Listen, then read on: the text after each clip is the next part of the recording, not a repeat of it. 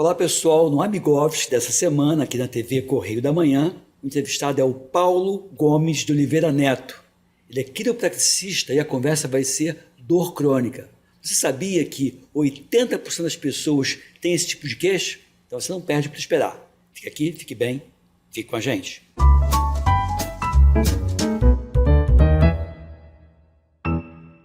Então, conforme prometido, estou aqui com Paulo Gomes de Oliveira Neto, ou Paulo Neto. Não, Paulo Gomes que você prefere. Paulo Gomes tanto faz. Paulo Gomes. Então vai aparecer aqui embaixo, lá o caso vai botar Paulo Gomes. Quiropraxista. Primeiro me diz o que é o quiropraxista, o que você faz. Você se formou no Rio Grande do Sul em 2010. Isso. E além dessa prática de quiropraxista, né, você também fez pesquisa e faz pesquisa. Faço pesquisa. A quiropraxia é uma profissão da área da saúde. Ela surgiu nos Estados Unidos, todo mundo confunde com medicina oriental, com outras medicinas, mas ela surgiu nos Estados Unidos em 1895. Poxa, já tem bastante tempo. Bastante tempo. Ela já é ensino superior desde 1910 e 12 nos Estados Unidos. Foi regulamentada pelo Ronald Reagan em 1960.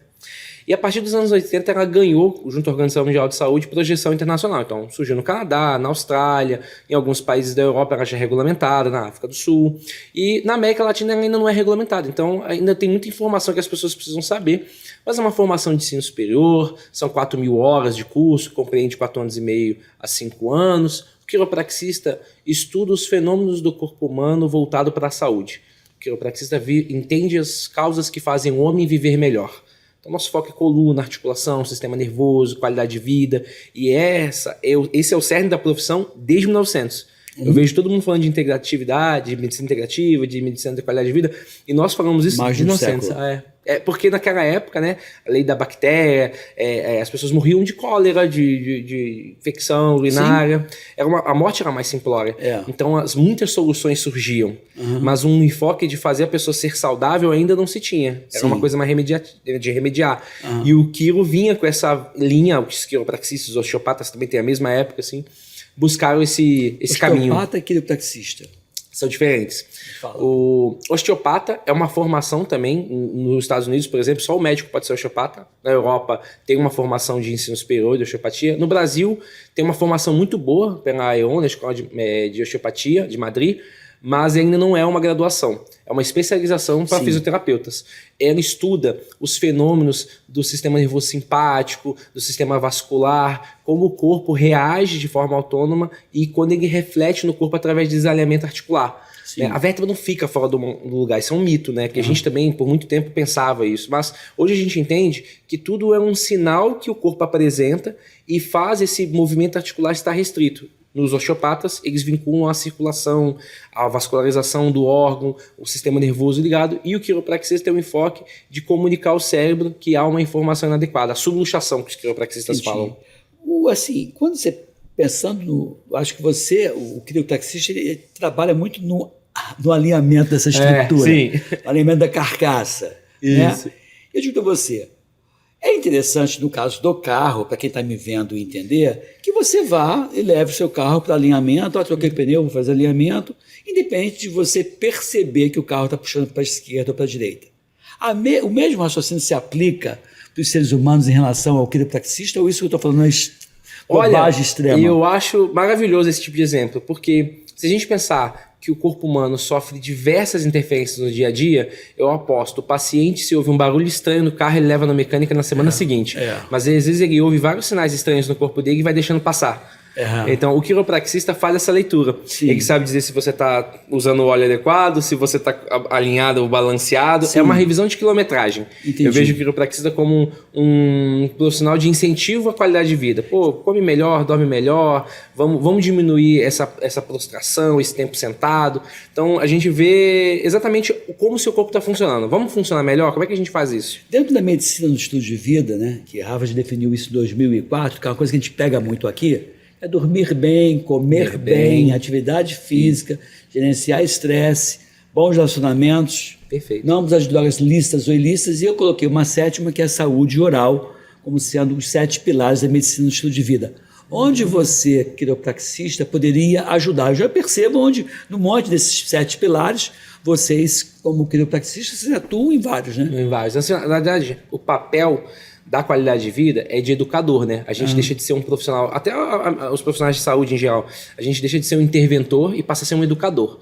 Então a gente quer fazer com que o paciente compreenda os fenômenos do corpo humano, ele não seja uma pessoa leiga, distante do entendimento do próprio corpo. Sim. E quando o paciente tem essas questões irregulares, quando a gente faz o ajuste, que todo mundo gosta de ver na internet, né? Quando ele bem feito... Mas o ajuste não é aquela barreta, telha, madeira, não, nada disso. É um movimento manual, preciso, de alta velocidade, voltado para uma articulação que já está mostrando um sinal que essas 7 pilares estão irregulares. Sim. Tem paciente com disfunção de ATMs, que você falou da saúde oral, que por muitas vezes ele demora a melhorar com vários outros sintomas associados, mas porque não tem uma saúde oral adequada.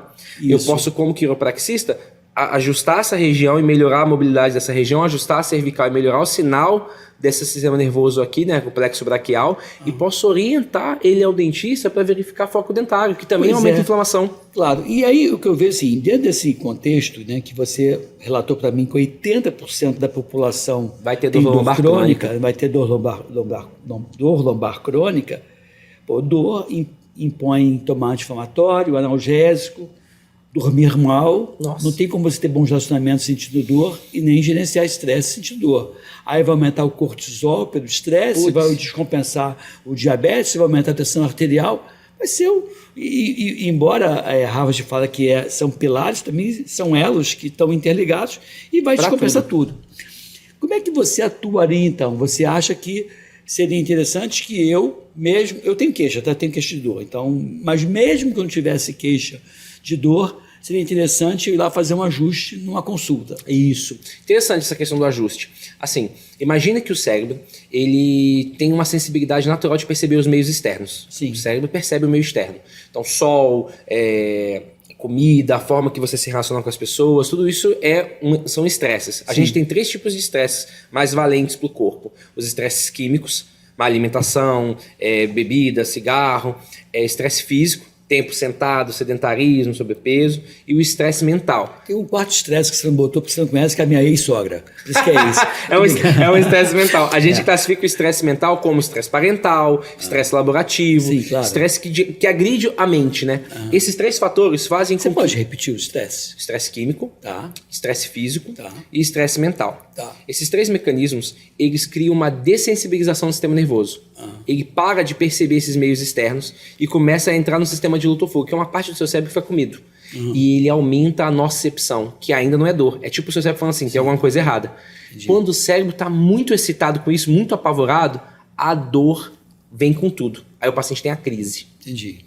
Quando ele tem isso várias vezes, o próprio cérebro, a gente chama de modulação, ele começa a querer se comportar de um outro padrão e começa a produzir ou ser mais sensível à dor. Aí esse paciente fica sentindo dor contínua, não dorme bem, ele começa a decair de qualidade de vida por dor crônica. Por que esse fenômeno acontece no cérebro? Não só pelo cortisol, mas porque os déficits de dopamina e serotonina baixam e aumentam os de alerta. Esses de alerta estão envolvidos com glutamato, com ATP, com sódio, com potássio, que abrem a barreira do cérebro para impedir que você tenha dor. Sim. A nociceptiva vem lá e atravessa. Quando ele entra no teu cérebro, não, tu sente dor. Então a dor, ela vem como crônica junto com fadiga, ela vem junto com dificuldade de movimento, começa a criar medo de se movimentar. O paciente, eu não posso agachar, eu não posso isso. Essas evitações são induções que o próprio cérebro faz. A Federação Mundial de Dor define que a dor ela pode ser uma experiência tecidual do machucado ou sensorial, independente do mecanismo tecidual. Ou seja, hoje a gente já sabe que o cérebro pode produzir dor sem um estímulo mecânico direto. Quando o quiropraxista ajusta, é como se ele estivesse indo lá para o cérebro, criando uma via extra, falando assim, olha por aqui, aqui tá livre, anda aqui com segurança. É isso que o ajuste faz. E aí a gente usa essa outra parte como comunicador para incentivar o paciente, não, volta para o exercício, volta a comer melhor, dorme melhor, agacha a sogra. Tipo assim. Não, e interessante, assim, essa abordagem do quiropraxista é uma abordagem que você consegue, numa sessão, num atendimento, resolver o problema ou impõe um acompanhamento? Primeira pergunta. A segunda pergunta é, depois que você meio que resolveu, tem um período de manutenção dar a volta desse paciente? São duas perguntas. A primeira pergunta, sim, existem pacientes que conseguem um resultado a nível de dor imediato, principalmente para causas de dores menores, que não fez aquela manifestação aguda do sistema nervoso, que é um torcicolo, que é um mau jeito, que é uma coisa mais muscular, que não chegou naquela esfera mais profunda do nervo. Essa é fácil de resolver. Geralmente a gente ajusta e incentiva o paciente a fazer uma manutenção com exercícios, com sono. Agora, quando o paciente tem um desfecho inflamatório agudo, ou ele tem uma hérnia de disco, ou ele tem uma tendinopatia, ou ele é um desportista, tem muito desportista amador, o cara faz esporte 3, 4 vezes na semana, não malha e fica sempre dolorido. Esse paciente precisa, como se fosse uma limpeza do cérebro, cara, vamos tirar os fenômenos, vamos primeiro organizar essa estrutura e depois tu volta para a qualidade de vida. Então depende do perfil do paciente, mas em geral, a maioria das pessoas conseguem ter êxito no primeiro mês de tratamento. Muita gente tem alta no primeiro mês. E aí depois você volta depois de 6 meses ou só volta quando ele tem queixo? Eu prefiro que o paciente volte para revisar os hábitos. Então, se é um cara bem consciente, um atleta, ou uma pessoa que tem uma qualidade esportiva, uma qualidade intelectual de saber que tem que comer, que tem que dormir, tem uma diminuição desses equalizadores do físico, químico, mental, eu vejo ele uma vez a cada 6 meses. Agora, se ele tem maus hábitos, se ele está numa corrente difícil, eu funciono como um motivador também. Ele tem um alívio, mas é o trick and shot, né? Eu vou ajustar, mas em troca você tem que fazer o exercício, em troca você tem que comer melhor. É uma política. E as pessoas querem ter as soluções mágicas, né? Eu sempre falo, o que você está disposto a fazer para melhorar disso que você está dizendo para mim que eu tenho que te ajudar? Porque a dor não pode ser uma coisa normal, é uma coisa comum. Mas viver não é normal. com dor não é normal. A dor é um sinal do seu corpo que há algo errado. Pode ser algo no seu hábito, pode ser algo dentro de você. Porque eu sempre gosto de falar sobre isso por causa do leigo. Hoje, a gente vê muito na internet vídeo de manipulação, pessoas que não têm a formação adequada, que não sabem diferenciar uma dor lombar crônica de um possível achado de red flag. O que é um red flag? Uma bandeira vermelha para câncer, uma bandeira vermelha por uma doença reumática, uma bandeira vermelha que contraindica a manipulação na cervical. Sim, que vai quebrar. Porque por isso que a gente tem um tempo de formação. A gente sabe avaliar se esse indivíduo, por exemplo, tem um indício de arteriosclerose ali ou um indício de entupimento arterial, que ele não pode ter um ajuste cervical. Ou se aquele idoso que está apresentando um padrão de movimento irregular está com uma síndrome parkinsoniana, precisa de um geriatra urgentemente. Então, assim, o quiropraxista ele é como se fosse um corredor onde as portas são os profissionais de saúde. Ele recebe o paciente e vai distribuindo para onde ele deve fazer. Com a queixa, para a coisa que ele apresenta. Até para poder melhorar o ouvido.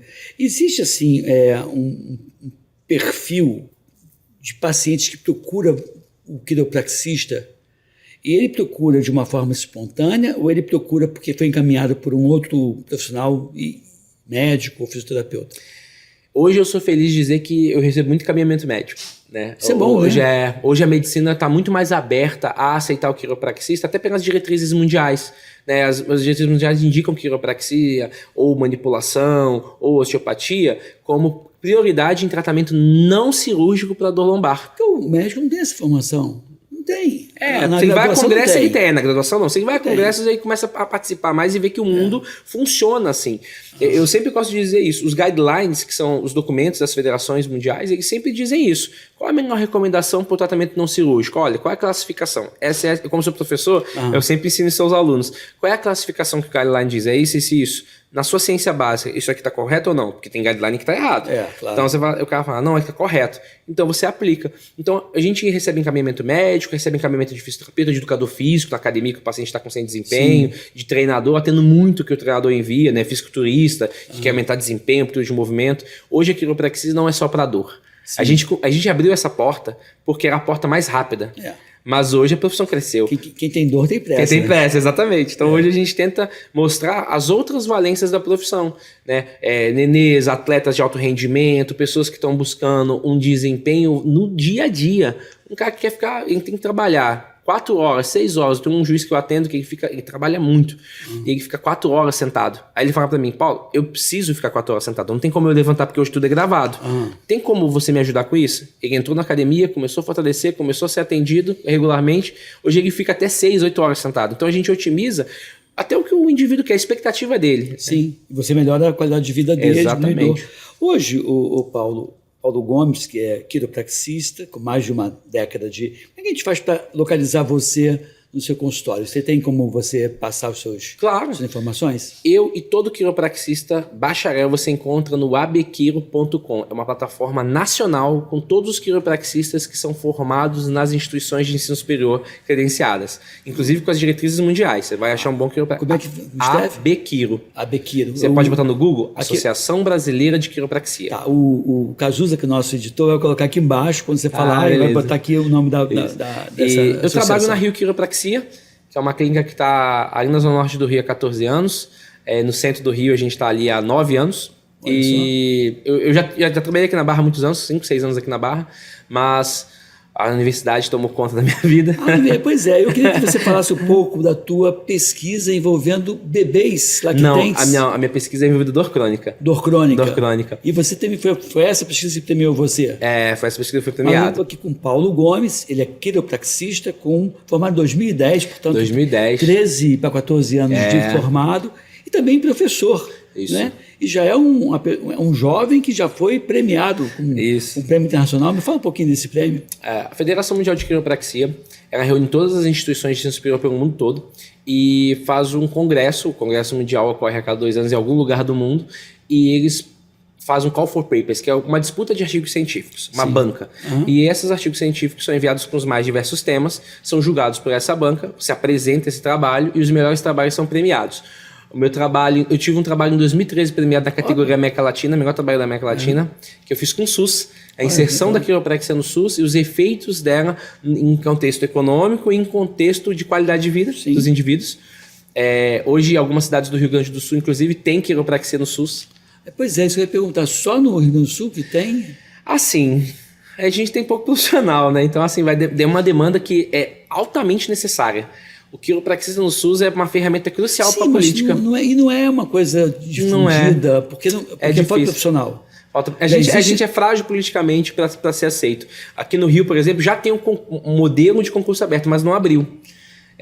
Em São Paulo tem alguns locais que tem quiropraxia pelo SUS, mas você precisa que o secretário de saúde peça, tenha todo um movimento político para você colocar a exceção, porque tem uma prática política nacional de prática integrativa e complementar, que permite que você insira práticas complementares na unidade básica de saúde. Porque assim, embora lombar todo mundo tem. Pois é, não é nem que é algo essencial, deixa de ser uma coisa. Porque assim, quando você fala, parece que é firula, parece que é massagista, vou lá fazer. Eu entendo. Até pode ser, mas assim, tem essa questão da promoção de saúde, de minimizar a intervenção, o sofrimento, a falta ao trabalho, o absenteísmo, ou mesmo o presenteísmo, você vai trabalhando, consegue produzir. Quer dizer, o papel do quiropraxista é promotor de saúde. Fundamental. É perfeito o SUS, eu sempre falo isso. É perfeito para o SUS porque ele é um promotor de saúde. O que o SUS quer? Ele quer cuidar dos indivíduos como um todo para evitar a lotação do hospital, para evitar a intervenção cirúrgica, ele é um preventivo. Não teria que estar na Clínica da Família. Na Clínica da Família? Está atrás da Clínica da Família? Pelo formato do desenho do SUS, sim. Ele é essencial para a equipe de saúde. Pela forma que você tem de fazer intervenção, você não precisa de um ambiente sofisticado. Não, é barato. É isso. O Canadá e a Austrália colocaram nos sistemas de saúde deles exatamente por isso. Tem um relato chamado Relatório Manga, dos anos 90, que fez o custo-benefício da quiropraxia em intervenção lombar e cirúrgica. Diminuiu tanto o custo que o governo colocou. Na Austrália, o governo pagar a tua cirurgia, tu precisa tentar tratamento quiroprático antes. Porque ele tem que ver que você não melhorou. Claro, até porque a cirurgia e a cirurgia é um caso extremo. Exatamente, um caso extremo. Esse trabalho foi premiado em 2013 e em 2023... Como é que foi esse trabalho? Eu peguei 120 indivíduos e acompanhei, fiz que a gente chama de follow-up, que a gente segue o paciente. Fiz por 5 intervenções, 5 visitas, mensurei com um questionário de qualidade de vida, questionário de Oswestry, que é atividades de coisa básica do dia a dia, um questionário de dor, McGill, e amplitude de movimento. Comparei esses dados na primeira, na terceira e na quinta consulta. 90% dos indivíduos melhoraram. Caramba! Esses questionários obrigatoriamente tem que ser algo presencial ou você pode fazer isso em termos de saúde Hoje já pública? pode online, mas na minha época não podia, você tinha que aplicar presencialmente. Tem vários questionários, né? Mas na época eu usei o Oswestry. Hoje tem o SF36, tem outros questionários. E esses questionários servem como um critério de qualidade de triagem. De triagem, isso mesmo. De quem precisa ou não precisa. Não, ele é mais para validar o quanto o indivíduo percebe a vida dele reduzida por alguma intervenção. Pode ser por uma doença, você pode usar esse questionário para dor crônica, você pode usar esse para colostomizado, você pode usar esse questionário para quem está com câncer. Sim, mas de qualquer forma é uma coisa. É uma baliza. É uma baliza e é um questionário auto-aplicativo. Auto-aplicativo. A pessoa aplica e dependendo do critério respondendo, vai ter um sistema que vai dizer para você, vamos conversar isso, onde você está mais carente, digamos assim. É interessante. Então, eu gosto muito dessa questão das intervenções de saúde pública. Eu também. Essas coisas você pode mudar.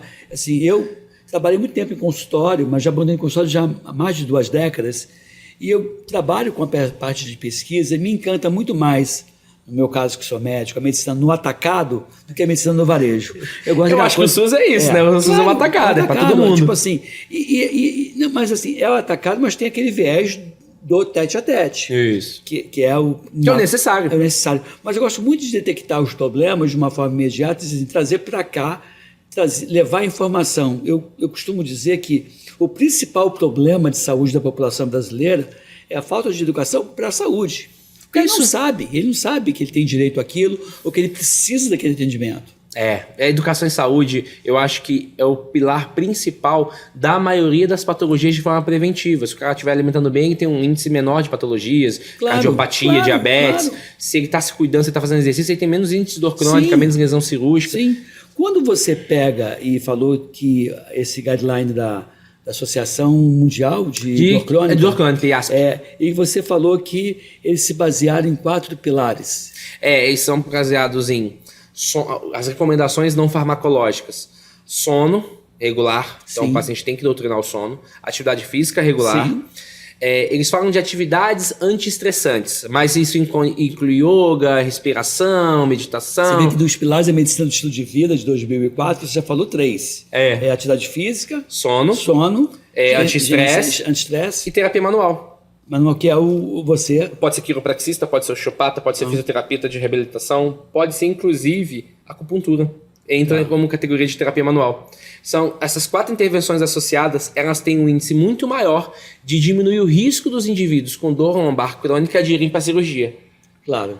E tem um estudo que eu gosto muito de falar dele, que quiropraxistas acompanhavam pacientes por 2 anos com indicação cirúrgica de disectomia lombar. Sim. Os pacientes, 70% dos pacientes não foram, 73% não foram para a cirurgia. É aquilo que você a cada fala, 10, 7 melhoraram. Quer dizer, o ideal seria que as pessoas que têm dor crônica passassem pelo... Existe hoje neurologista, ortopedista que trabalha com a parte de coluna, que trabalha integrado com o quiropraxista. Vários. Assim, não é a maioria, obviamente. Existem outras formas de se interpretar a dor, mas hoje eu vejo muitos ortopedistas, muitos neurologistas, principalmente neuro de dor crônica, que entende que mesmo a intervenção mais profunda, seja de bloqueio, seja de infiltração, seja de radiestesia, ele não consegue ter o resultado a longo prazo, ele consegue ter um resultado imediatista. Então ele precisa dessensibilizar o sistema nervoso. Claro. Hoje a corrente de indicações de medicações, muitas medicações, principalmente de supressores do sistema nervoso central, que é anticonvulsivante, que é algumas classes de ansiolítico, que visam sufocar o cérebro nessas valências do que educar o cérebro a sair dessa. Entendi. Então isso é uma medida muito, digamos, paliativa e, a longo prazo, cria heterogenia. O que é heterogenia? O corpo já não vai entender que aquilo é bom e vai querer aquilo mais. Por isso teve a crise dos opioides nos Estados Unidos. Sim. Porque é uma intervenção imediatista. Claro. então, o trabalho de educação, de promoção de saúde, de intervenção é para isso, para reduzir esse efeito. E os medicamentos, eles tiram, pode até aliviar dá com uma mão, tira com outra. Aliviador, assim, mal comparando, é como se fosse um espinho no pé, que ao invés de ir lá e remover o espinho, eu continuo tomando remédio para analgésico para tirar a dor. E aí eu vou ter ainda o problema do espinho, que vai agravar, vai infectar e vai piorar, e ainda tem o problema do remédio. E aí entra a questão da medicina do estilo de vida, que é não abusar de drogas lícitas ou ilícitas. Então você acaba com essas intervenções que você, quiropraxista, vem propondo, né, que é dormir melhor, atividade anti-estresse, a manipulação... Isso, terapia manual. E a terapia manual e o outro parto lá? Sono, terapia manual, atividades anti-estresse, e atividade física regular. Atividade física regular. Então você devolve essa questão que é fundamental. E hoje o quiropraxista está hoje atrelado ao atleta de alta performance também ou não? Também. O atleta de performance é uma outra valência. Geralmente a gente busca já aumento de desempenho. Então tem atletas que buscam aumento do grip, né, de apertar. O trabalho que venceu o Mundial de 2011 foi isso. Pegaram judocas da seleção brasileira de apreensão da mão e fizeram ajustes na cervical e verificaram que eles aumentaram a força do grip, que é a pegada. E a incidência foi uma valência importante para aquela definição que aquele cara precisa.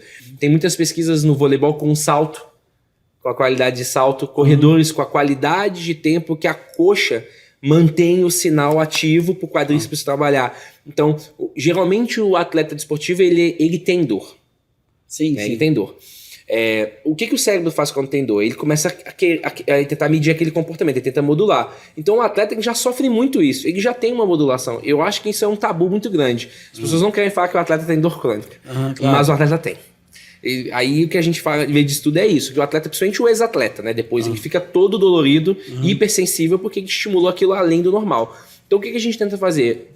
Prevenir para esse atleta não ser um ex-atleta ruim. Um ex-atleta, digamos, com dor. E no atleta de alto rendimento, melhorar as otimizações de amplitude de movimento, bem ganhar mais desempenho. Mas se então você vê assim, ainda vou me referir a time de futebol agora. Claro. Tem um grande time no Rio de Janeiro que eu sou fluminense.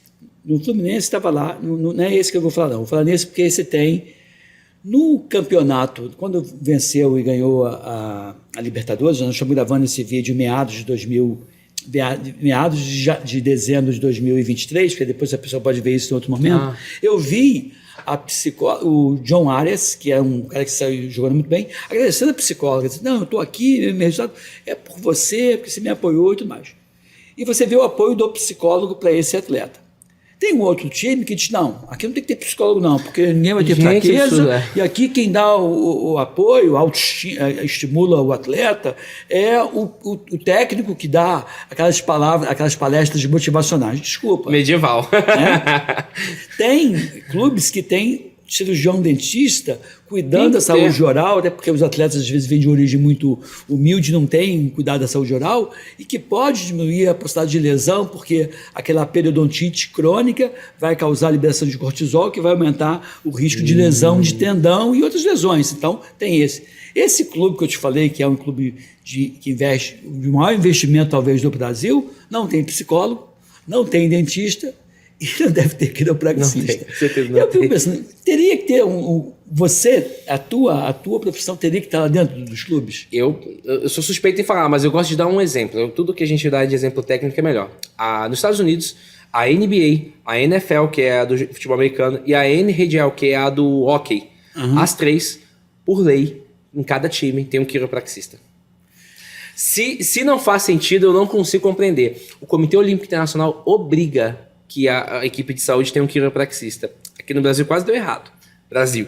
Mas, aí, quando teve a Olimpíada aqui, mas teve quiropraxista, foi o quiropraxista que mais atuou no Comitê Olímpico, é o Plínio, que foi meu professor, meu mentor. Ele levou a quiropraxia para as Olimpíadas, mas a decisão de ter quiropraxia nas Olimpíadas é uma decisão do Comitê Internacional. Sim, mas tá errado, né? É um processo. Eu acho que é um processo de educação. Então, eu acho que daqui a um tempo, o futebol, o Brasil é muito forte no futebol, mas culturalmente e não tecnicamente. Você vê que hoje tem que ter um psicólogo, tem que ter um médico, tem que ter... Mas o cara lá, que o tiozão lá que tá fazendo massagem há 10 mil anos, é ele que é o cara, e fica lá. Porque o que eu acho que o brasileiro apostou no talento.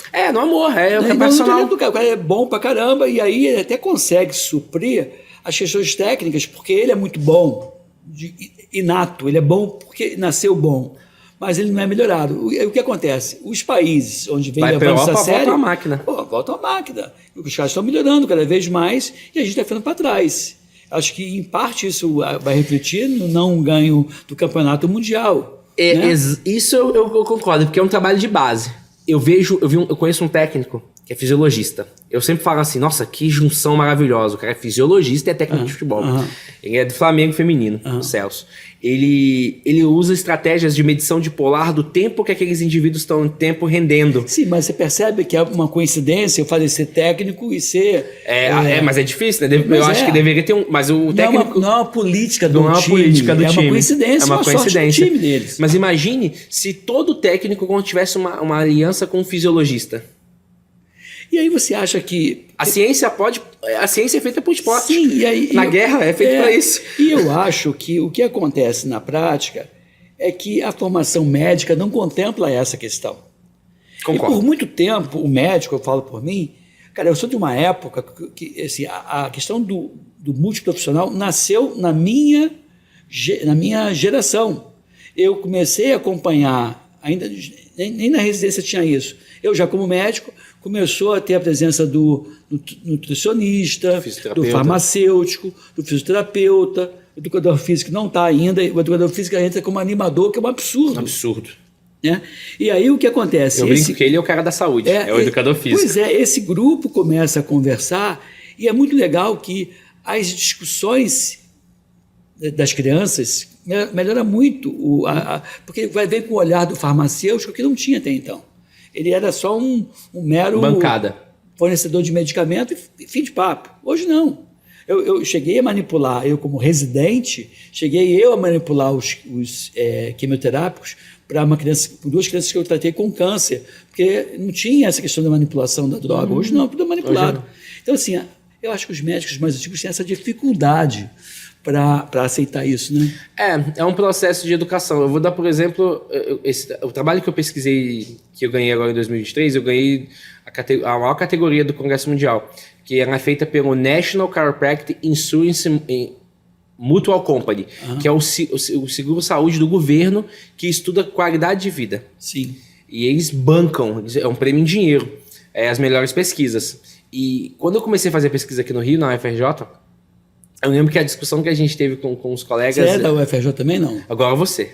Tá. Porque a pesquisa vou tentar o doutorado agora para a UFRJ, mas a pesquisa foi feita lá. O doutorado vai ser feito em qual área? Em qual faculdade? Anatomia patológica, na UFRJ. Porque você é especialista em anatomia. Isso, anatomia. Eu estou tentando anatomia patológica, mas esse trabalho foi feito na imagem, diagnóstico de imagem. A gente verificou que a dor... as pessoas procuravam essa questão da dor em cima de... Bem medicalizada, assim, dói aqui, toma um remédio para isso. Sim. Só que o cérebro, depois de um tempo, ele começa a deformar estruturalmente. Quando vai sentindo dor. Aí, ninguém aceitava essa forma de falar, não vai deformar. A gente pegou ressonâncias do cérebro pesquisa de 36 mulheres que só usavam a mão direita, que tinham fibromialgia por mais de 5 anos, de 44 anos a 46 anos, antes de entrar na menopausa, e comparamos com a mesma faixa etária que usavam a mão direita, mas eram saudáveis. Pronto, não tinha diferença. Total. O lobo da ínsula, que é um lobo de comportamento, estava alterado. Ou seja, esse papo quer dizer que a frescura não é. Não é, jamais, velho. E olha que interessante, a outra área era o córtex motor, o córtex frontal. Essa região que estava alterada era uma região de controle motor. Esse controle motor, esse giro singular do anterior, ele é responsável por várias fases de controle motor, ou seja, o paciente tinha uma perda da percepção corporal. Por isso que o paciente fala que dói no corpo todo. Então, essa questão da medicina não estar multiprofissional é que não tem um psicólogo para ouvir o paciente dizer que dor no corpo todo e traduzir. Não tem um fisioterapeuta para fazer um exercício de reabilitação. Não tem um quiropraxista para fazer um ajuste para dessensibilizar o sistema nervoso central. Porque se o sistema nervoso central está sofrendo, ele começa a viciar nesse sofrimento, produzir mais sofrimento. De 0 a 10, como é que está a prática de quiropraxia no Brasil? E o que pode ser feito para mudar? Quais são os desafios e o que você pode fazer para... Infelizmente, assim, eu entendo que o Brasil, em relação a outros países do mundo, até para olhar para as pessoas agora está crescendo mais, né? As políticas têm sido mais favoráveis. A gente tem um sistema único de saúde que seria o perfeito. Nós deveríamos ser a autoridade mundial em termos de intervenção de saúde. Mas por que a quiropraxia ainda está crescendo? Porque agora está abrindo mais universidades. Quando eu me formei, só tinham 2. Agora são 6. Não, isso é muito pouco, né? É pouco. Que isso que eu te perguntar, só um detalhe. Hoje, quantos são os profissionais formados trabalhando na área? 1.700, 1.800 profissionais. Quem é o conselho que regula vocês? A Associação Brasileira de Quiropraxia. A gente não é conselho ainda. Não tem conselho ainda. Isso é luta política, né? A gente está tentando regulamentar a profissão. Tem um projeto de lei voltado para a regulamentação da profissão. Isso é em âmbito federal. Brasília, isso. E aí a gente tenta defender os apontamentos. Já tem Já tem. Quer abraçar a ideia? Deveria ter mais, né? Não, assim, a gente porque vai para a eu comissão de saúde, vai para a comissão de educação. Porque eu tenho um trânsito bom com os deputados federais do Rio de Janeiro, de diferentes Seria partidos. maravilhoso.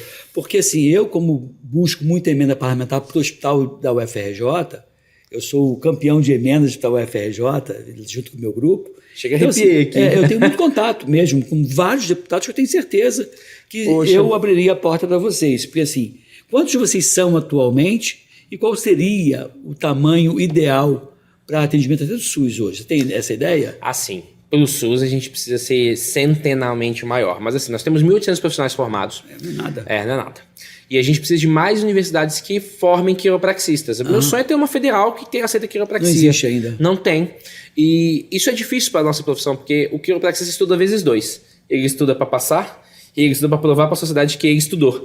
Né? Então, essas universidades, agora aqui no Rio abriu uma muito forte que aceitou que a gente trouxesse um projeto, porque o projeto educacional de quiropraxia é cumprido, né? Sim. Você tem 400 horas de imagem. Caramba. Você tem praticamente 360 horas de neurologia, voltada à dor crônica, voltada à função, voltada a neonatos. Então, o quiropraxista, ele tem que estudar bastante. E aí, você tem outras opções de outros cursos. O custo também fica alto. Mas vai abrir agora na PUC de Minas. Ano que vem começa a PUC Minas. E isso vai dar uma abrangência muito forte. Sim, porque a PUC tem o peso da PUC. Fevale, a Embi onde Morumbi você fez no Rio Grande do Sul. No Rio Grande do Sul. A Embi Morumbi em São Paulo. Na Fametro em Manaus. No Rio, qual é o nome da empresa? Unigama, Centro Universitário Gami Souza, que abriu o curso. Nós estamos aí com 80 alunos, indo para 100 alunos no semestre que vem. E você, qual é o período que esses alunos estão? Tem alguns no quinto. A partir de daqui a 2 anos e meio, eu vou jogar 50 quiropraxistas no mercado. E você dá aula lá? Sou professor. E está coordenando o curso lá? Estou coordenando o curso. Tenho muito orgulho dos meus alunos. Eu sou muito exigente. Às vezes eu pego no pé deles. Mas eu entendo... Eu entendo que hoje existe uma cultura muito de fragilidade. E ninguém pode ser cobrado, ninguém pode ser exigido. E eu tenho um outro viés. Eu acho que a educação é libertadora. Né? A educação é que muda o contexto de vida desse indivíduo. Essa tua colocação é interessante. Você fala que a educação é libertadora. Me faz lembrar o Dom Lourenço, que era um cara que era o reitor do São Bento. Meu filho estudou no São Bento. Formou em medicina pela UFRJ. É exigente. Exigente. E aí as pessoas começaram a reclamar. Estou falando de 20 e tantos anos atrás. Não, porque os alunos aqui não têm liberdade. Olha só. Aqui eu te dou uma formação, porque a liberdade plena é quando você tem uma formação e se torna autossuficiente e independente financeiramente. Aí você vai ter liberdade. Aqui não é lugar para ficar de mimimi, aqui é lugar para estudar e ter disciplina. E ele enquadrou o pessoal, e aí você vê... Meus alunos usam uniforme na faculdade. Tem que ser. Eu sou extremamente sistemático com isso, porque eu acredito que o coletivo, quando se comporta disciplinamente, consegue obter resultados maiores com todos. Sim. E não exceções. Sim. Porque se você deixa todo mundo livre, ninguém tem juízo de valor se aquilo é bom ou ruim. Não. Tu vai ter expoentes e tu vai ter outros que vão ficar para trás. Então você é um professor amado e odiado. Sim. Exatamente isso. Acho que eu fazia, ganho presente e ganho crítica. Eu fazia uma matéria na UFRJ, eu fazia uma matéria de vacinação. E aí toda segunda-feira toda segunda-feira tinha prova. A minha matéria começava Obrigado pela ideia. às 9 horas, e eu fazia de 9 da manhã a 9h15 um simulado, que era uma nota. E dizia, olha, não tem segunda chamada, porque você tem o direito, eu tinha eram 15 ou 16 provas, e eu te dou o direito de jogar 3 notas fora. Porque se você chegou atrasado, não tem outra. Porque a minha ideia é que ele chegasse no horário, e eram questões muito interessantes, e eram questões que eu precisava que ele soubesse mesmo, imprescindíveis. O aluno mais esperto tirava 10 em tudo, porque não pedia nada mirabolante. É aquele cara que... constante, que tinha sempre coisas importantes que eu precisava que ele memorizasse aquilo lá. E aí depois, eu era professor homenageado com enorme frequência, e aí eles me chamavam, eu fazia teste relâmpago, eu mexia com os alunos o tempo todo, porque assistir aula não é fácil. Não. Eu admito, ainda mais as minhas que são longas. Então você, entremeando, eu fazia coisas, de repente tinha um teste relâmpago, pum. E aí eles tinham que baixar, né? O pensamento que estava indo em casa, a namorada, ainda. Ele baixava ele, então eu trazia ele para a sala de aula a cada 7, 8 minutos. Tinha uma coisa que. Mecanismo de luta-fuga, estressor. Não, era legal, porque depois eles gostavam. Nesse caso da prova, era uma prova mesmo, que tinha um teste, mas esse teste relâmpago era só porque o aluno desafiado, ele quer se responder. Então, mesmo que eu não me exponha a ele vai ficar imaginando qual é a minha questão. Qual é a questão? Pô, nessa situação, seria a letra C. E aí ele fica esperando você falar, e então você traz ele para a sala de aula. A atenção dele. E olha, o professor bem homenageado por conta disso. Então, você hoje é um professor exigente e talvez o desafio seja essa geração mimizenta, talvez. Acredito que seja uma geração que precise de uma forma metodológica que eu não digo antiquada, mas eu digo sistemática. Né? Ele tem que passar por esses processos. Eu sempre falo, aproveite o processo, o fim é bom. Né? Estude, tenha constância. E eu me dou o exemplo junto com eles. Eu estudei, as apresentações que eu fiz para o Mundial, todas elas eu fiz para eles em aula. Eu treinei com eles. Eu falei, gente, vamos ver, porque o meu inglês é difícil. Eu falei, tem que ter inglês. Eu ia para a Austrália. Eu falei, cara, eu tenho 30 dias para estudar. Eu fiz 50 apresentações e todas elas que eu treinava eu mostrava a eles. Tá vendo? É difícil para mim também. Eu também vou ser submetido a uma banca. Pô, um dos dias da minha banca, um dos professores que apresentou junto comigo, que competiu comigo, é catedrático de Pittsburgh há 20 anos. O cara tem 200 artigos publicados. Eu falei, cara, eu vou competir com esse cara. Eu preciso estar no meu melhor dia. E outra coisa, se você não tem um inglês, até você pode fazer a apresentação em inglês. O problema é entender o que eu ia te perguntar. Isso, o debate. Isso para mim é o mais terror, é o terrorismo. Né? Se ele pudesse fazer a pergunta para o justiça, seria melhor, porque você não fica refém do sotaque do cara. E quando você chega lá e...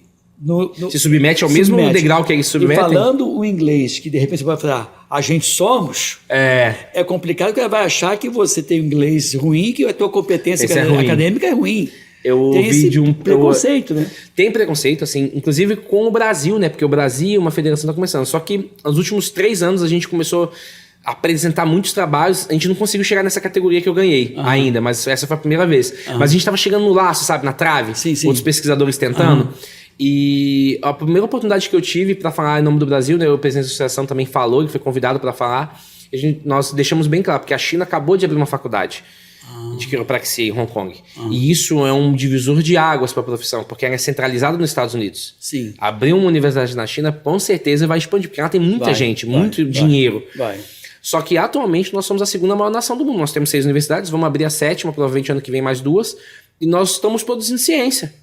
Então, respeito o Brasil.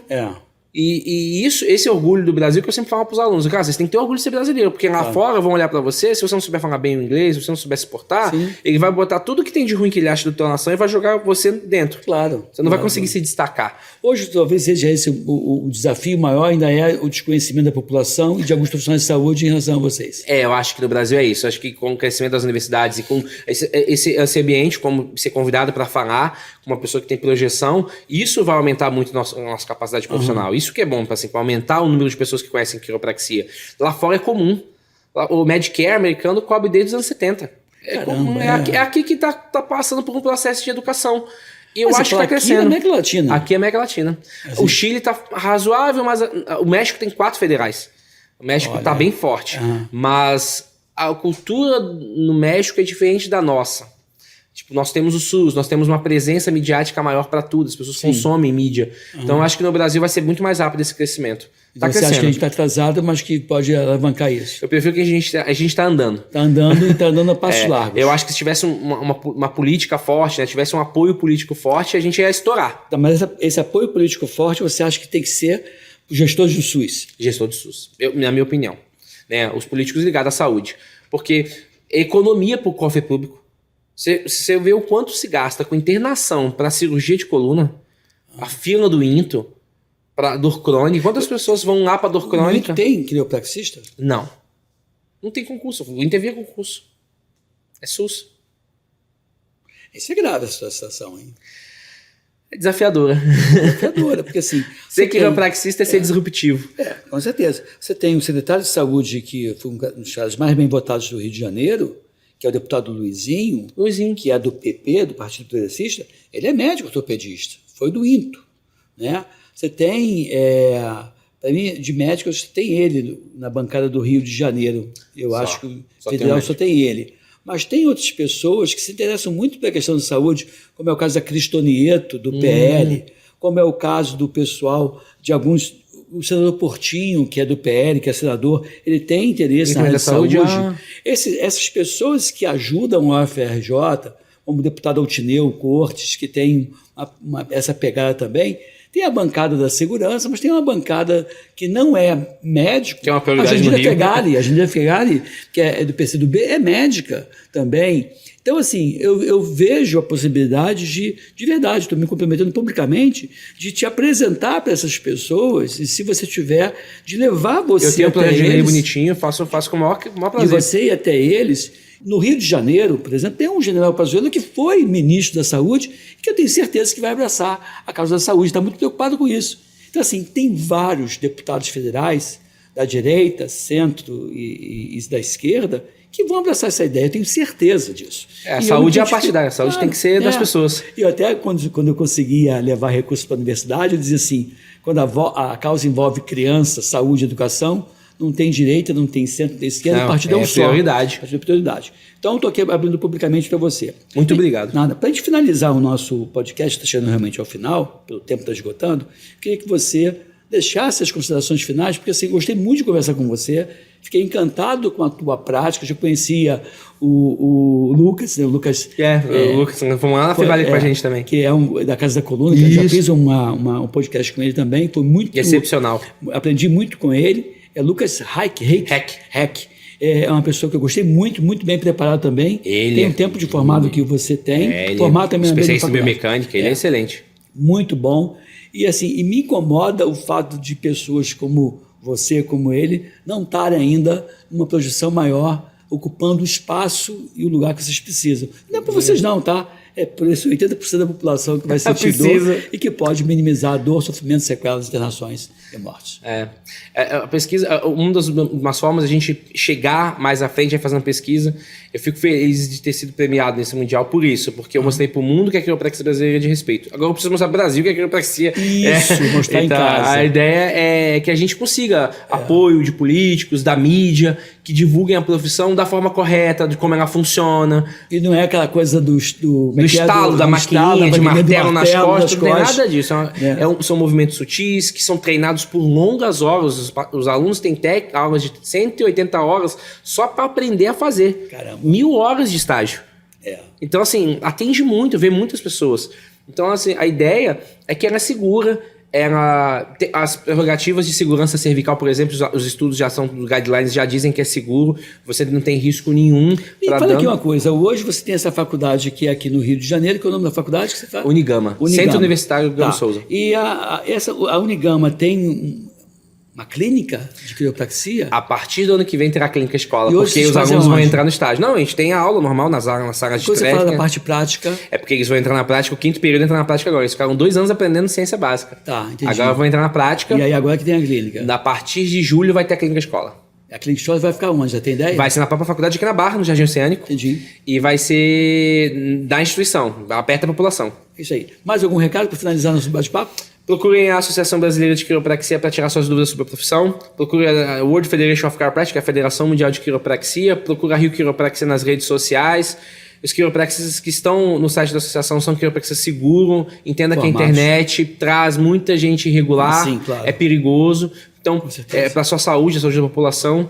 E eu torço um dia para que a quiropraxia esteja no SUS, aberto para todo mundo e consigamos assim ajudar as pessoas não só a se livrar das dores, mas ter qualidade de vida de verdade. Isso é importante. Viver bem, sem dor, dormindo bem e de forma saudável. E agradeço a oportunidade. Leva a minha caneca, esse é um presente meu Muito obrigado. Do nosso canal para você. Obrigado mesmo. E que você volte outras vezes com outras novidades e com a tese de doutorado.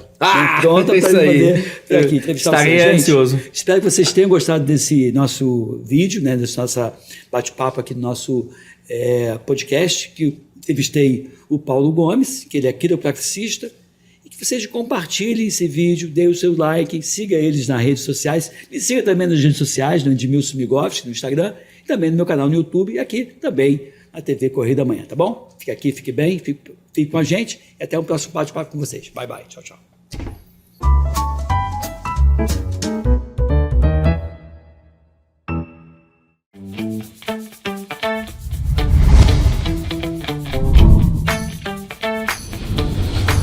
TVC, a TV do Correio da Manhã.